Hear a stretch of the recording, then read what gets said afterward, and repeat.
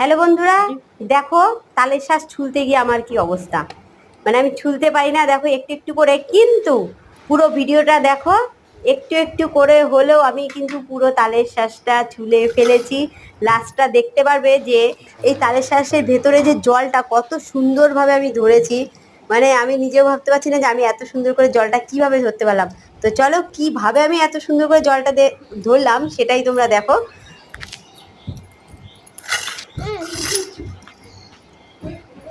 এদিকে দেখো আবার মেয়ে লিচু নিয়ে বসে গেছে খাবে।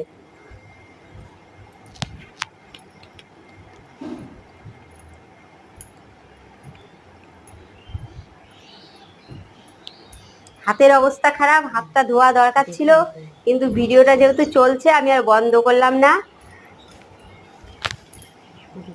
তো এই দেখো, তুমি দেখেই বুঝতে পারবে। ওই দেখো,